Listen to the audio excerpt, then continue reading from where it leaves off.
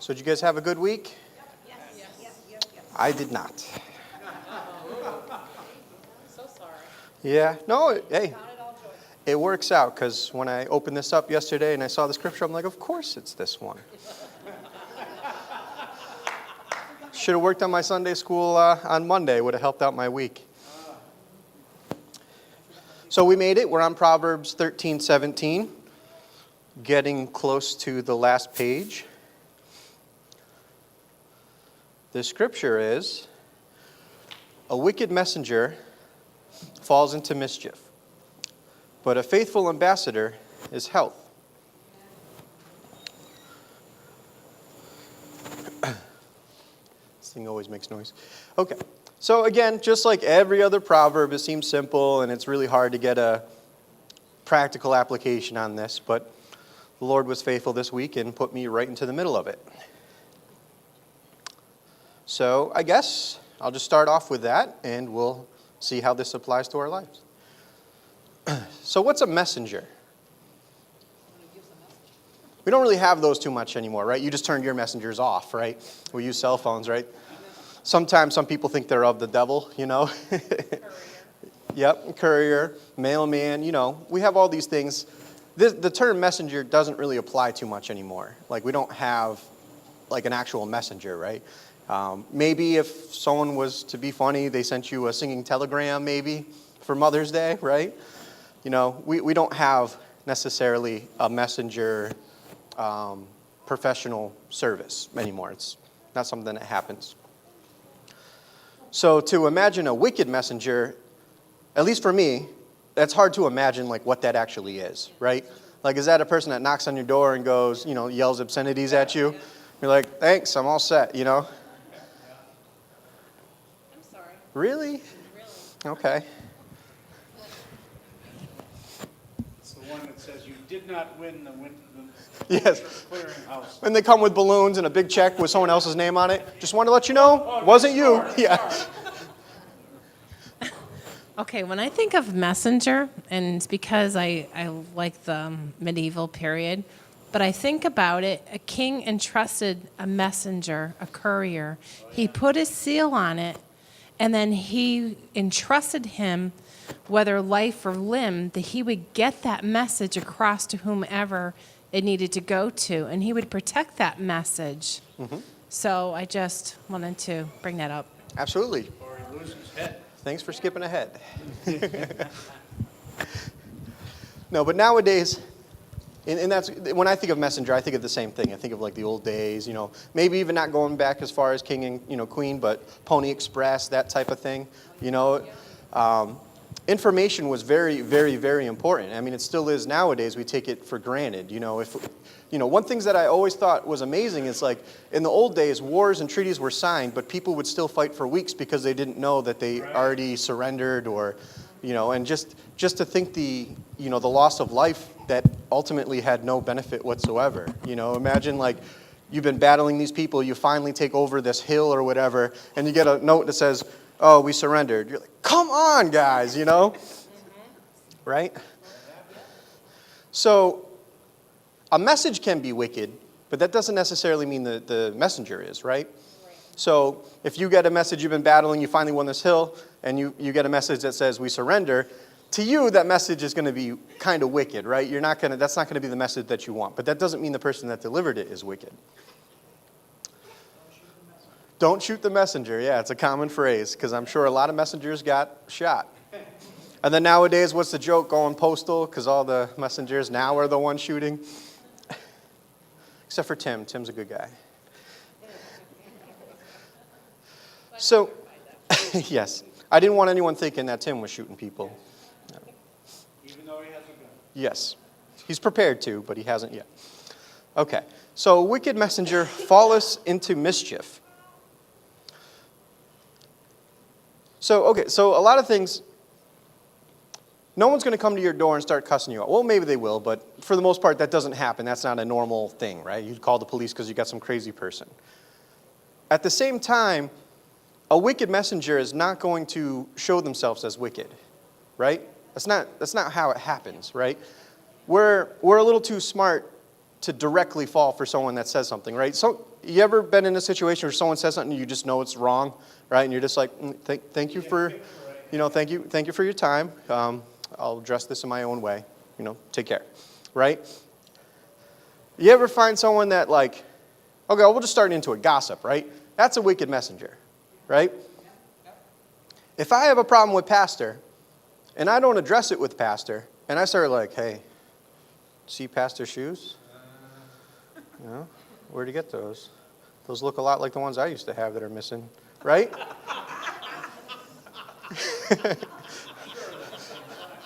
Yeah. What's the odds that they're the same size, right?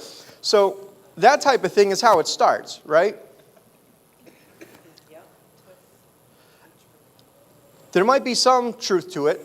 There might not be any truth to it whatsoever. I have no idea why people go out and say these awful things.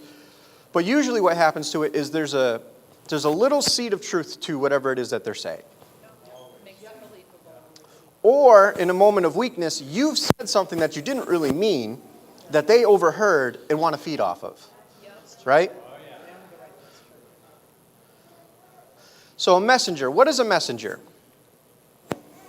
And you hit it right in the head with the king. But it's not just that, right? So nowadays, like, that could be a supervisor. Right? That could be anyone that's entrusted with a job to do something on the behalf of someone else that has the appearance of the authority of that person. Right?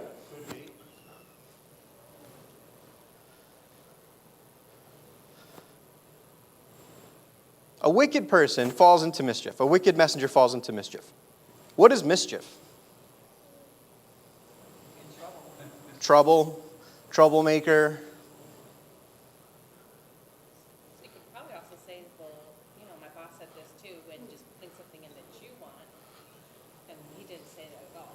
That happens, right?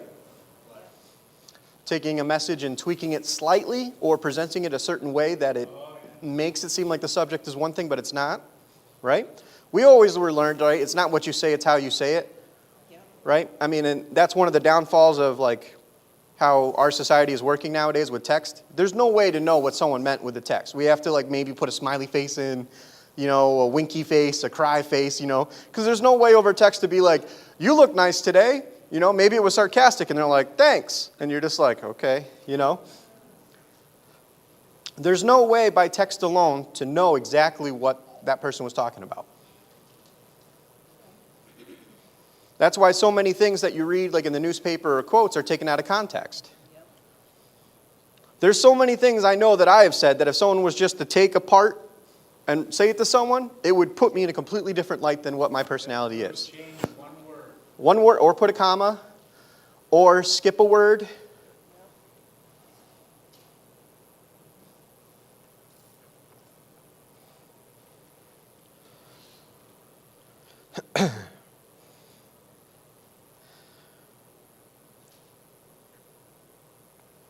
So, this week, for me, to kind of bring this into taking it out of Scripture and applying it, or giving one example of it, I was set up to start operations training in our company that is Dispatch. Just in 2 days, I've learned that none of the dispatchers like each other. It's a very interesting environment where it reminds me a lot of the saying, like, you don't have to outrun a bear, you just have to outrun your friend, right? So they're too busy tripping each other up, to put the bear down. It's funny to watch, but it's actually really bad because it's a bad environment, right? Because you're watching, you see someone make a mistake and then just get cussed out in front of it over, and there's simple things. Like, for instance, we use military time. So someone put an appointment and accidentally booked it for 2 a.m., right? Quite obvious, someone's not going to go to the hospital for a scheduled doctor's appointment at 2 a.m. They meant to put 1400. But instead of saying, hey, listen, are you sure it's 2 a.m.? Can we switch this to 1400? In front of everyone, people on the phone with clients be like, hey, moron, who goes to the hospital at 2 a.m.? Maybe you should get this straight. You've worked here for a month. You should be able to, it's like sometimes people will choose the absolute worst way to say something. Human nature at its finest.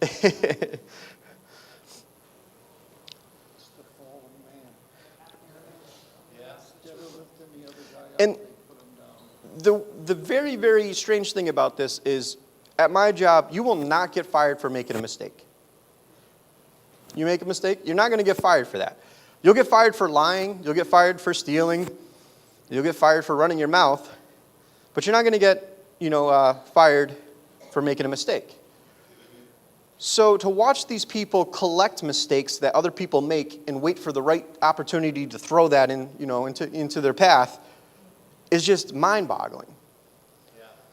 So the person now that just got cussed out for making a mistake by putting 2 o'clock being 2 a.m. instead of 1400 is now watching.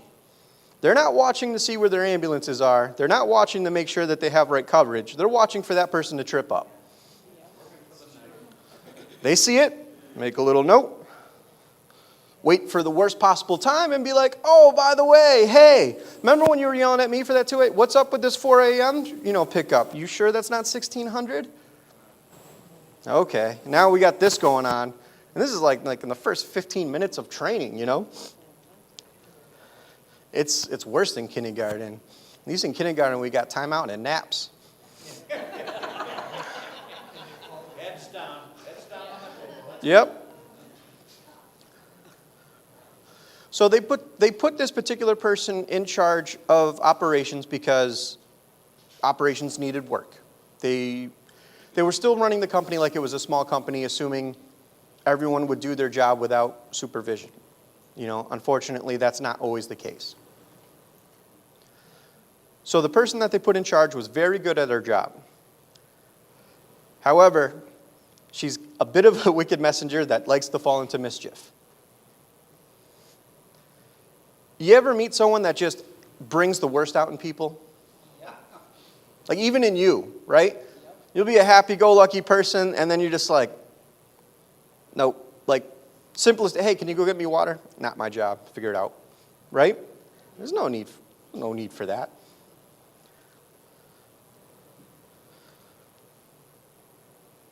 So I'm in training for 2 days, and I can't work in that environment. There's just no way. Like, I have an attitude, I'm going home with thoughts, like, this place is stupid, how can this happen, So I go to my boss, and I'm like, can't do it. Like, I'm not doing it. Like, you have a problem in there that needs to be fixed, and I'm not going to, subject myself to that environment until it's corrected. And, he understood. He's like, yeah, it's been like that. Don't know what to do, blah, blah, blah. And I'm like, okay, peace out. Yeah. Well, that's the problem. There's a group hug, but everyone's got a knife behind their back waiting for someone to turn around, But then God really convicted me on that. It's easy to walk away when you see something, right? Like, we all think we're like, I don't really want that to... And you'll say whatever, like, I don't want that to mess up my spirit. I don't want to be in that environment. Like, it's, I don't need to be looking for other ways to throw people under the bus. It's just not what I want to do. And then you see yourself complaining about something, and then you're trying to, step back and be like, okay, I don't like this person. I don't know why. There's just something about them that I don't like, so I'm going to bring up everything that they did wrong that I saw. I'm not going to mention anything I did wrong, because that would be crazy, right? So I find myself falling into this mischief that they started. Like, not my job. It's, I'm supposed to just be there seeing what they do so I can help out. A lot of stuff they do is redundant that doesn't need to happen. So here I am. I'm getting sucked into this. My first reaction is to just walk away from it. Like, that's crazy. I'm out of here. I don't want to be a wicked messenger.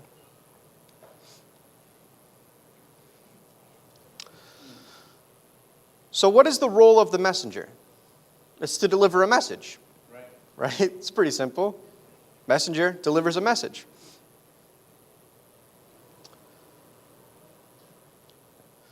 I don't believe a wicked messenger always twists the message in the beginning.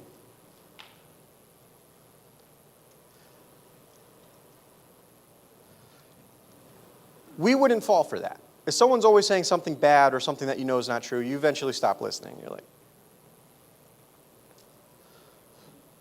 what a wicked messenger does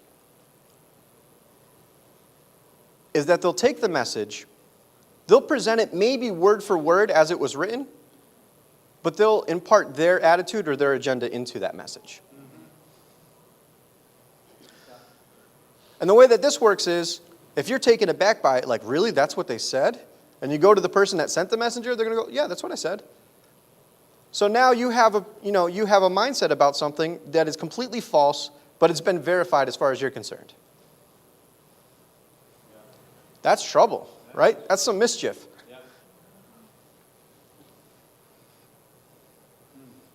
And if you have ever seen any kind of like law shows, you see that all the time, right? They take words and twist it. That's like, the big thing.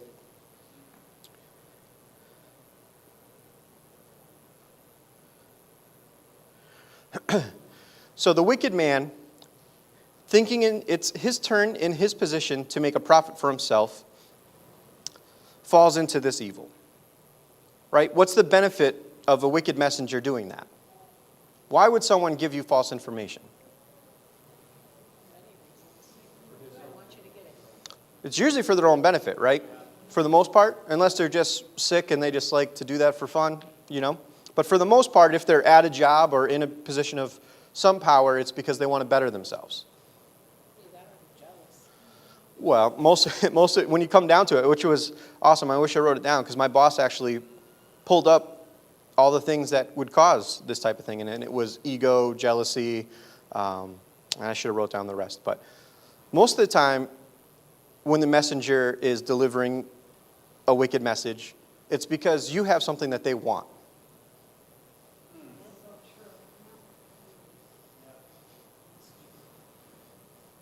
You guys ever watch and it's all staged, but you guys ever watch like the shows when they're like American Pickers, they're like buying all this stuff, right? And what's the joke? It's like, oh, I got a guy that does this thing is only worth like $6, right? It's kind of like a wicked messenger a little bit, right? They have something that they want, and they're going to tweak it a little bit to get it. It's a lot like this, in my experience, in the workplace.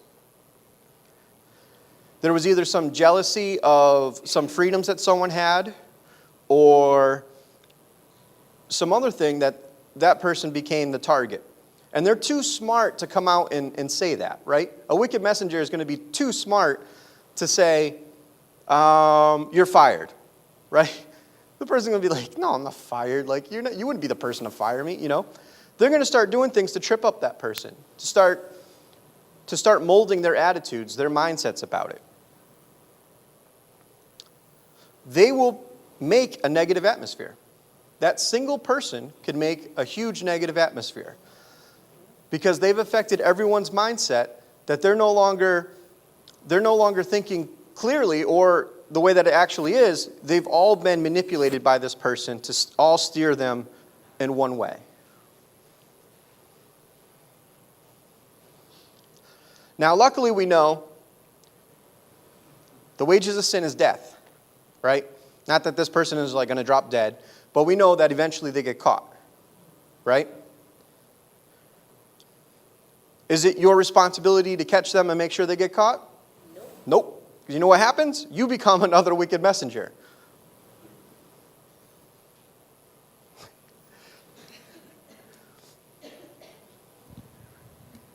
True confessions there.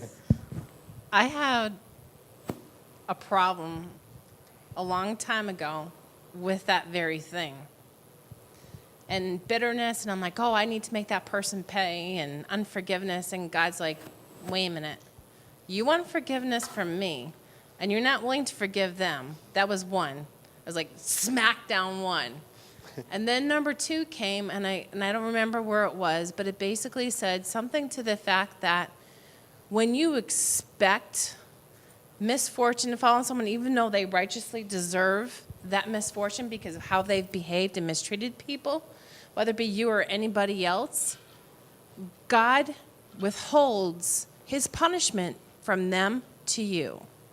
And I was like, wow. I'm like, I guess I'm keeping my mind out of, their business and my nose out of their business and let God do. And God sees everything, and just know that he'll take care of everything. But in the same time, like, we're very well trained as Christians, right? we will deceive ourselves into thinking we're doing good. Now, I'm not saying that this is your situation, but I'm just speaking for myself because I went through all this week. So I'm like, I'm just going to pray for them, right? They'll get what, like God have mercy on them, but, they'll get seen for who they are, right? Still having an attitude in my prayer, thinking that I'm somehow above this because I go to church, It's that pride issue. It's definitely a pride issue. It was a pride issue for me, so you get sucked into this mischief, and you're playing a game, but you're not playing a game, right? You're towing that line very carefully. And then we had a meeting, an operations meeting yesterday, where they're trying to improve things. So then they're like, okay, we're all friends here, which is a lie. We're all open, we're self-respecting people, which is a lie. You guys are all thinking something. Why don't you, there's an open forum, go ahead and say what's on your mind. You know what happened? Nobody said anything, right? Except for the two people that there's a lot of hatred towards, right? They're like, oh, if you don't like me, you don't like the way I say, it's okay, I can take it. I can take the criticism. Truth of the matter is you couldn't. I could say one thing and you would be fighting me, So then the problem is now management thinks that these people are they don't have a backbone, they can't speak up, blah, blah, blah. Where that wasn't the issue. When you set something up like that, or even if, we have common things like if you have an issue, go talk to that person. That's fine. If I have an issue with password, I can go talk to him. But don't go talk to him while you're ticked off. You're just going to go into circles and do all these things, And then sometimes where it's like, I had an issue with a person and, they weren't my direct supervisors, just I saw the way they treated people. So then I go say something. I'm like, I really don't like saying bad things about anyone because they could just had a bad day. But this was like a whole week of stuff that I've seen. And I know that you've seen it because, she went off and cussed this person out for being childless and blah, blah, blah. I was like, and this is a supervisor. Like, I'm not going to tell you how to do your job, but this is not something that you want in that environment. And they're like, no, I know it seems like we're friends and blah, blah, blah, just do that. And you're just like, it's not my position, but I'm just letting you know.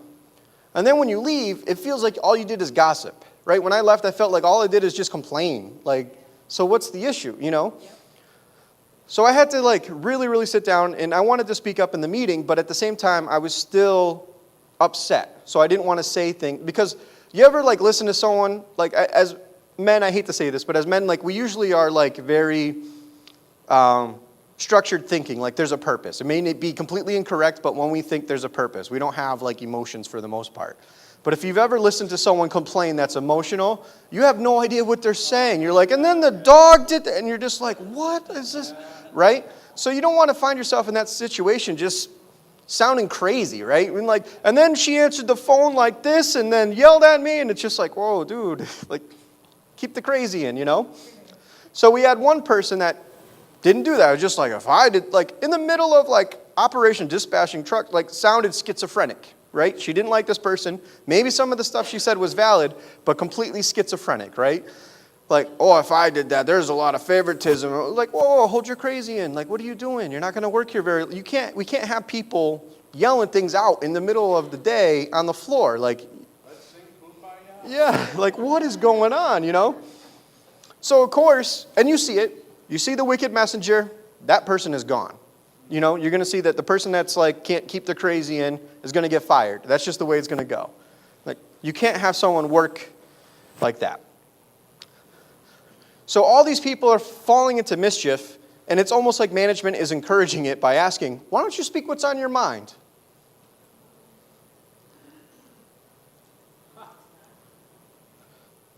Usually if someone says, well, I want to hear what's on your mind, you want to be careful. You don't want to take that opportunity, right, if you're upset. Because what's on your mind is not factual. It's clouded in all sorts of things. And you're just going to be grasping at straws, at stuff, right? And if you have a valid complaint, it's going to be washed away just because you said nonsense, You might as well be speaking in tongues to a non-believer. Thank you for your time.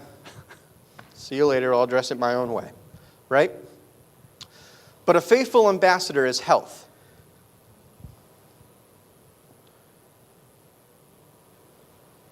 A faithful ambassador. What's the difference between a messenger and an ambassador? One said. Everybody's got a message. Everyone has a message.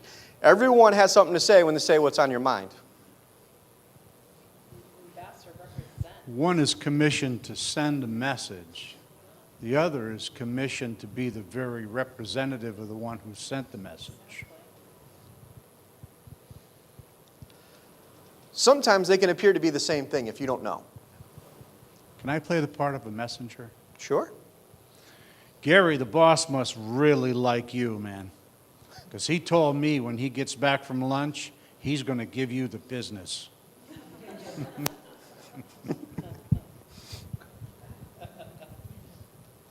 Great example.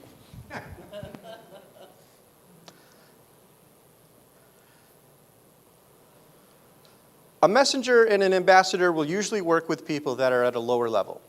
They don't have direct access to, if we want to use medieval terms, the king, the president, whatever, right? I hope we can wrap this up together. To the average person, you wouldn't know the difference. How could you know the difference? They're working for you as opposed to clearly stating what it is. You guys ever watch The Office? You guys ever seen The Office? Okay. Well, there's an ongoing joke where this person's like, I'm the assistant manager. And he's like, no, you're the assistant to the manager. Right? It's a lot like that. If in your mind you're under the impression that you're lower than these people that are bringing these messages or acting on behalf, you're going to assume, because you don't know any better, that they're the same. And when that happens, your mindset is going to start to change about who the messenger or ambassador works for. In my case, I love the company I worked for, but if this person was put in a position of power and is treating people like this, that's like the company treating people like this. And that's crazy.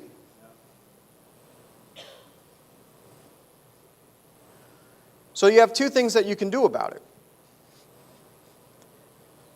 You can just believe that that's true, because you have no other reason not to. Or you can do some research. Start pulling up some credentials.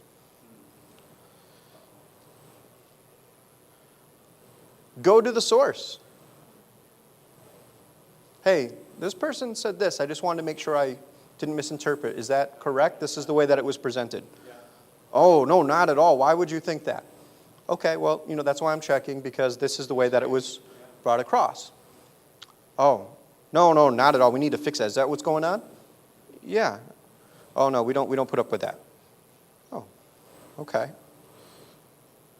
So this person is not a faithful ambassador. This person is a wicked messenger. It is hard to find faithful ambassadors. It's sometimes hard to be a faithful ambassador. In order to be a faithful ambassador, you have to enjoy your position and not desire anything more. Willing to become the target.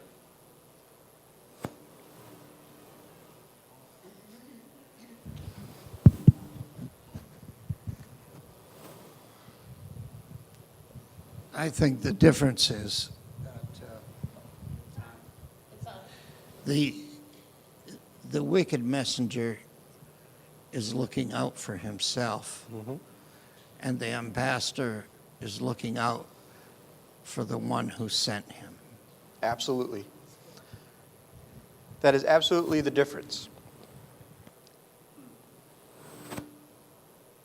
When you're sent out on the behalf of someone else, a lot of things are entrusted in you, and you are given a lot of power.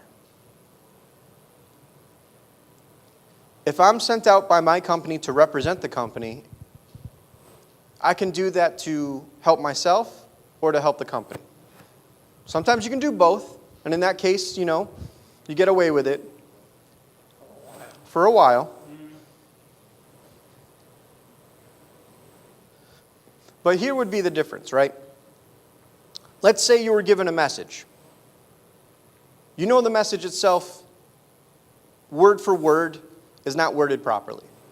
You understand the idea behind it, but the word for word is not correct. An ambassador will show the intent of the message, not deliver it word for word and claim ignorance when they don't know. A good example would be in our training packet for new people. My boss is Russian, so he doesn't necessarily say things the way you would say things, right? They're just short and to the point and blunt. So in the training packet, it basically said that the crews will walk all over you. They'll do whatever they want because they know you're new as a dispatcher, and not to trust them, and don't do any favors. Don't be friendly with them. They'll make your life miserable. And that's like word for word basically what it said. Like he used those words. So I go to my boss and I'm like, you can't say this. Like, you know, you're setting up strife from training. You're telling the, you know, these people that they're no good. Like, I know what you're trying to say. Not every single crew member is like that, but people are lazy, right? We're all lazy at some point, right? I mean, we got chairs. We're not standing, right? You know, we're all lazy.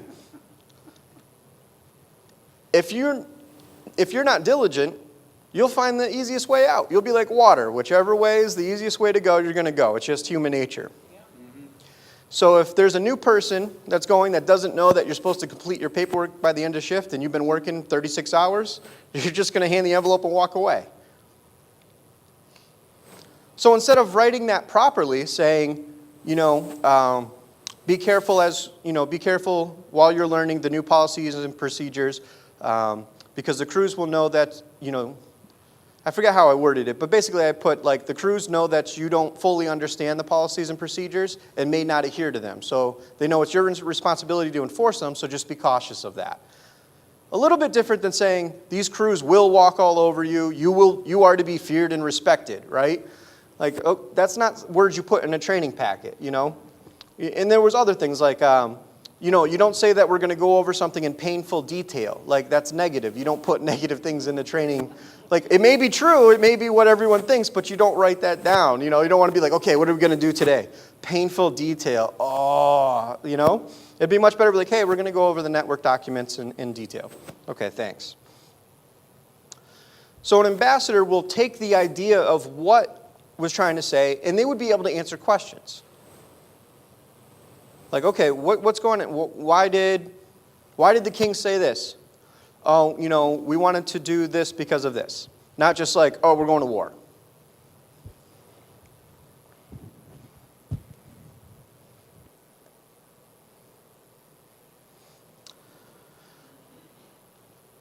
As Christians, we sometimes fall under the wicked messenger, right? You ever see new Christians that start telling everyone that they're going to hell for doing certain things? Right? You're going to hell, you're going to hell, you're going to hell, you're going to hell. You need to come and be baptized. It's written in the book. You should read it. Like, it's really good. Right? They mean well. Right? They might have taken a scripture and misunderstood and thought that they were responsible for all of humanity to come to Christ. They think that they're doing good, spreading the good word, but that's not exactly what the message said, right? That's not an ambassador. You're not, you know, if you can answer questions with yes and no, you're not an ambassador. You're a messenger, right? Like, why am I going to hell? Because the book says. So if I don't read the Bible, I'm going to hell? Yes. Why? It's just the way it is, right? That's a messenger. An ambassador would explain it, right? The book isn't just like text. It's a living word, right? You can't say if you drink, you go to hell. Because in the Bible, it doesn't say that, right? Where does it say if you drink alcohol, you go to hell? Right? The scripture really says the body is the temple, right? And anything that defiles it. That could be anything. Honestly, that could be apple juice that has preservatives in it. We don't know. Is God going to hold you responsible for that and be like, listen, you prayed, you did miracles, you did great things, but that apple juice had some preservatives in it that harmed your temple. I'm sorry, we're going to have to let you go. I mean, I hope it doesn't go that way, right? Because I drank some Gatorade this morning, you know? Because otherwise, the only person up there is Jesus, you know, and he's just talking to himself, right? So we need to be careful of applying our message to what we think we're helping deliver. That's good. That's true. That's good. That's true. If you have a thought that you're applying to the message, you're a wicked messenger. There's a difference between not changing the message and delivering an idea.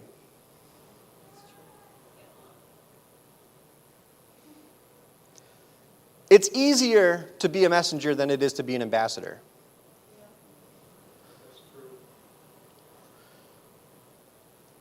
The messenger has some appearance of authority, but really they were only hired to do a single task. And that's it. An ambassador is tasked with bringing all that whoever hired or sent the ambassador to do, to bring all of that where it is, everywhere they go. To be a perfect example all the time.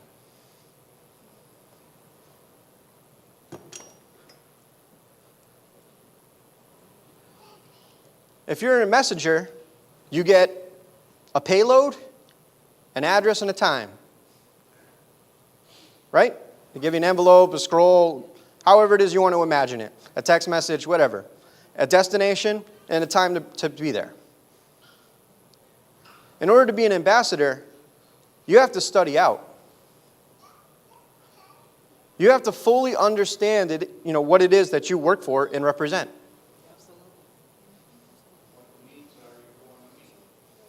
You have to be available 24/7. Not just on a particular day, at a particular place, at a particular time.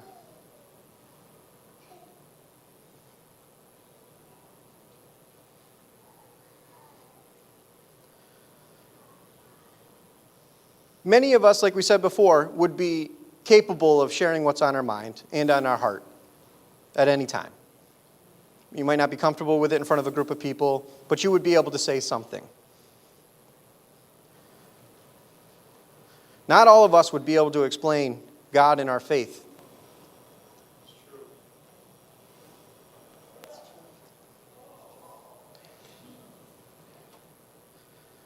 There's a lot of things that we don't really know that we don't know until somebody asks. You're right. That's true. Yeah. Sometimes when someone asks a hard question, we want to revert to being just a messenger. You're going to hell for this. But why? Dude, just doing my part. That's how it is.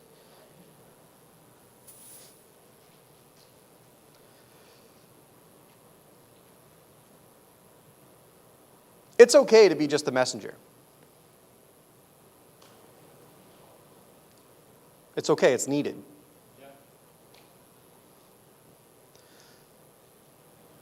At work, we have people that are chair van drivers. All they do is they bring people in wheelchairs, and that's what they do. Some people are trying to learn more and to be an EMT, because that would be like the next logical step. Some people are completely happy being a wheelchair driver. We still need wheelchair drivers. We still need messengers. The problem is when a messenger wants all that is available as an ambassador, but not willing to do the work.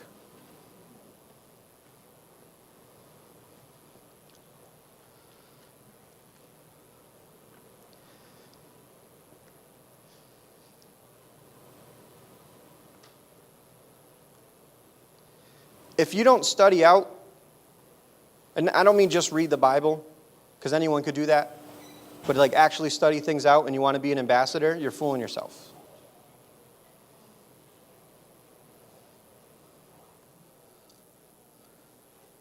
A lot of this Proverbs 13 is a lot of looking at yourself in an honest way and being true to yourself.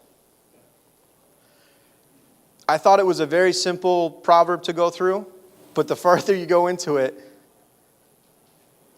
the more you have to reflect into yourself and find out where you are.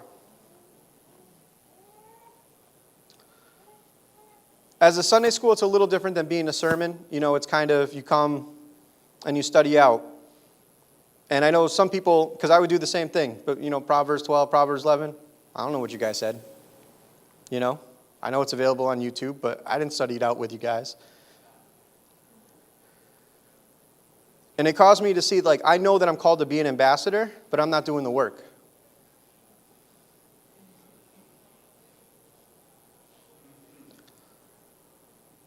And I know I'm not the only one in here that's done that. So all I would ask is just, as we continue on, if it matters to you, just take a hard look. You know, it may be your heart's desire, it may be things like that, but, you know, we all want to be pro athletes. All guys do, I think, for the most part. We know we won't be. And we're okay with that for the most part, except for Nikita. But it's okay. It doesn't have to be a negative thing. You know, we're all called for different things. But I think at this point, and it's probably always been like this, but it's become real to me. At this point, creation really is looking for the real deal. And we have a lot of people that are the real deal, but just aren't doing the work.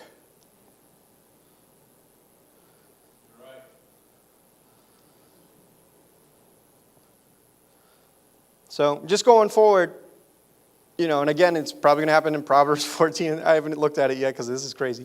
But, you know, don't just show up to show up. You know? Be prepared. Be prepared to give a statement. Be prepared to do something. Don't come to church expecting to learn something. Be prepared to share something. Not just a testimony, not just something like that. We're all going through the same thing.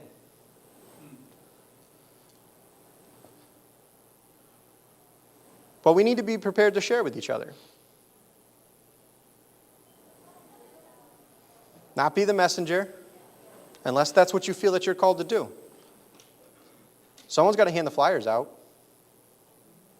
Right? I don't want to continue on too much, but that's just where we're at today.